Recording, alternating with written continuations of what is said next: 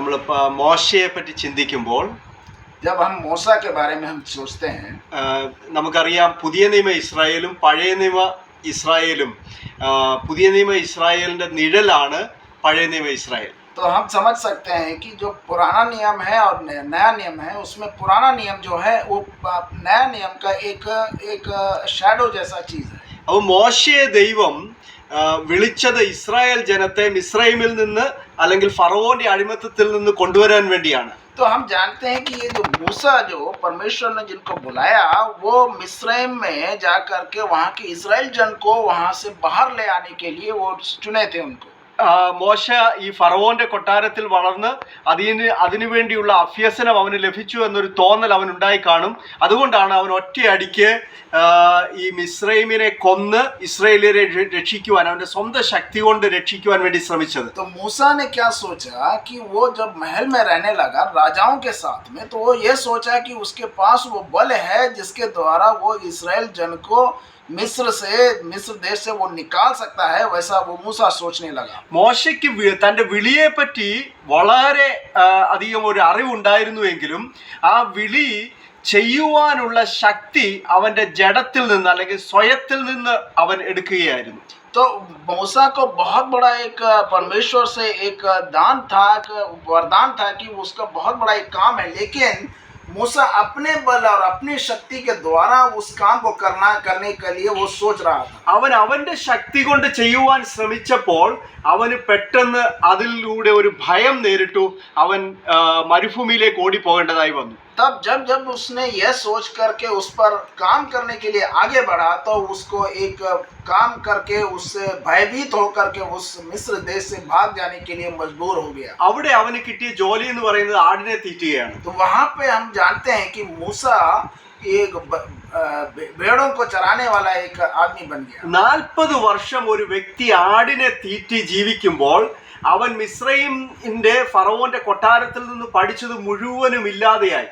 तो हम ये जान सकते हैं कि जो मूसा जो महलों में रहता था, वो भेड़ को चराने के लिए जितना दिन वहाँ पे रहा, उसके द्वारा वो सारा चीज वो भूल गया. കാരണം അവൻ മിസ്രൈമിൽ പഠിച്ചത് എന്തെങ്കിലും ആടിന്റെ മേൽ എടുത്തു കഴിഞ്ഞാൽ ആടുകളെല്ലാം ചത്തുപോകും. हम ये जानते हैं कि अगर मूसा जो राजधानी में रह करके राजाओं के साथ जो चीज सीखा, वो भेड़ के ऊपर वो काम नहीं कर सकता था.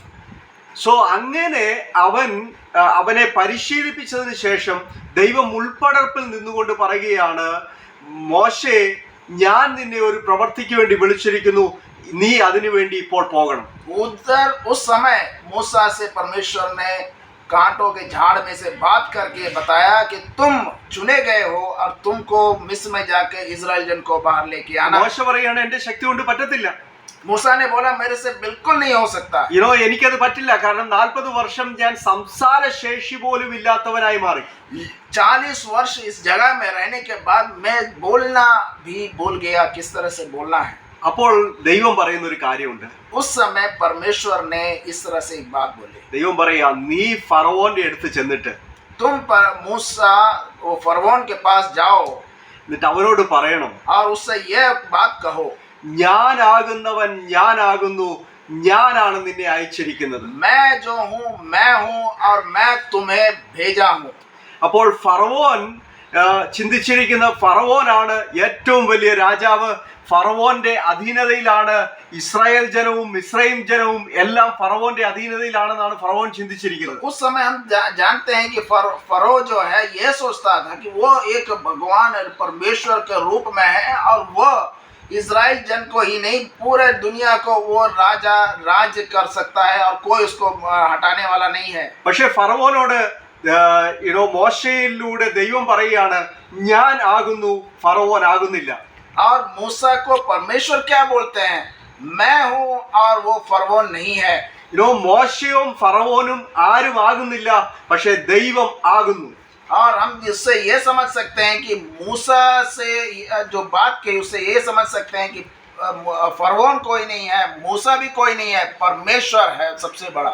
ഇന്ന് പകൽക്കാലം നമുക്ക് ഓരോരുത്തർക്കും മനസ്സിലാകേണ്ട ഒരു സത്യം, आज के दिन में हमें एक बात, एक सच को जानना बहुत जरूरी है। ഈ ലോകത്തിന്റെ പ്രഭുവായ സാത്താനും അവന്റെ എല്ലാ അനുയായികളും കേൾക്കേണ്ടതിന് इस दुनिया में जो शैतान है और उसका जो काम करने वाले लोग हैं, അവനോട് ദൈവം പറയുകയാണ്, ഞാനാകുന്നവൻ ഞാനാകുന്നു, സാത്താൻ ആരുമല്ല, അവന് വച്ചിരിക്കുന്ന തീയും ഗന്ധവും കത്തുന്ന തീപ്പൊയ്കയിലേക്ക് അവൻ പോകേണ്ടതാകുന്നു. और इससे यह समझ सकते हैं कि परमेश्वर है, शैतान और उसके काम का अंजाम अंत में आग के भट्टी में जाना है.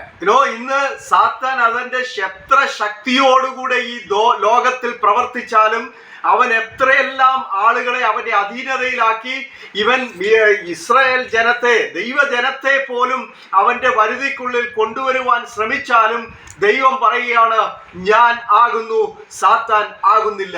और हम ये जान सकते हैं कि शैतान चाहे कितने लोगों को भी भरमा सकता है, कितने लोगों से भी झूठ बोल सकता है, लेकिन अंत में परमेश्वर आके उन सब को बचा सकता है, ये हम समझ सकते हैं. ഇന്ന് നമുക്കൊരു ചോദ്യം നമ്മുടെ മുമ്പിൽ നിൽക്കുന്നു. इस समय में हमारे ऊपर एक सवाल ये है, ഈ ലോകത്തിന്റെ പ്രഭുവായ സാത്താൻ ഒരു സൈഡിൽ അവന്റെ അനുയായികളെ ഉണ്ടാക്കിക്കൊണ്ടിരിക്കുകയാണ്. इस दुनिया में शैतान एक साइड में होकर के उस अपने लोगों को अपने पास बुला रहा है. അവൻ ആളുകളെ കൂട്ടിക്കൊണ്ട് അവന്റെ പ്രവർത്തികൾ വളരെ ശക്തമായി ചെയ്തുകൊണ്ടിരിക്കുകയാണ്. अपने लोगों को इकट्ठा करके के एक शक्ति के रूप में वो आगे बढ़ रहा है. മറു സൈഡിൽ ദൈവം മോശയോട് പറയുകയാണ്, ഞാനാകുന്നവൻ ഞാനാകുന്നു, എന്റെ ശക്തിയാൽ നിറഞ്ഞ് നീ പോകാം. और उसके बीच में मूसा के जैसे परमेश्वर जैसे मूसा को चुना, आपको हमको चुनकर ये बोलते हैं कि मैं हूँ परमेश्वर, मेरे साथ में चलो. സ്വയത്തിൽ ആശ്രയിക്കാതെ, अपने बल पर आश्रय ना रखकर, സ്വയത്തിന്റെ ശക്തിയിൽ പുകഴാതെ, अपने बल पे अपने शक्ति पर ना महत्व देते हुए, നമ്മുടെ ഉള്ളിലുള്ള ഞാനെന്ന എന്റെ രാജ്യത്തിന് മരിച്ച്, जब मैं अपने आप को भूल करके अपने आप को मृत्यु के हाथ में दे देता हूँ, ഞാൻ എന്ന എന്റെ ഭാവത്തെ മരിപ്പിച്ചിട്ട്, मैं अपने आप को मृत्यु के हाथ में दे करके, ഞാനാകുന്നവൻ ഞാനാകുന്നു എന്ന് അരുളി ചെയ്ത ദൈവത്തിന്റെ ശക്തിയാൽ ഇന്ന് മുന്നേറുവാൻ താല്പര്യമുള്ള സമർപ്പണമുള്ള വ്യക്തി ജീവിതത്തെ ദൈവം അന്വേഷിക്കുകയാണ്. और उस परमेश्वर को जो बोला कि मैं हूँ वो परमेश्वर, उस परमेश्वर पे आश्रय रखकर विश्वास करके आगे बढ़ने वाले लोगों को परमेश्वर चुन रहा है. ആ രാജ്യം മാത്രം എന്നുമെന്നേക്കും നിലനിൽക്കും. और हम जानते हैं कि वही एक राज्य है जो अनंत काल तक रहने वाला है. അത് യേശുക്രിസ്തുവിന്റെ രാജ്യമാണ്. वो प्रभु यीशु मसीह का राज्य है. യേശുക്രിസ്തു ഈ ഫറവോന്യ ശക്തിയായ സാത്താനെയും അവന്റെ അനുയായികളെയും എല്ലാം തീയും ഗന്ധവും കത്തുന്ന തീപ്പൊയ്കയിൽ ഇട്ടിട്ട് അവന്റെ രാജ്യം, യേശുവിന്റെ രാജ്യം എന്നേക്കും ഈ ഭൂമിയിൽ സ്ഥാപിക്കുവാൻ എത്രയും വേഗം മടങ്ങി വരുവാൻ സമയമായി. और शैतान के हर चीजों को वो तोड़ करके, अंधकार के शक्तियों को तोड़कर प्रभु यीशु मसीह बहुत ही जल्द इस धरती पे आने वाला है. ആ രാജ്യത്തിലേക്ക് കടക്കുവാൻ, उस राज्य में प्रवेश करने के लिए, ആ രാജ്യത്തിന്റെ ഭാഗമായി തീരുവാൻ, उस राज्य का एक भाग बनने के लिए, ആ രാജ്യത്തിന്റെ ഭരണാധികാരായി തീർന്ന്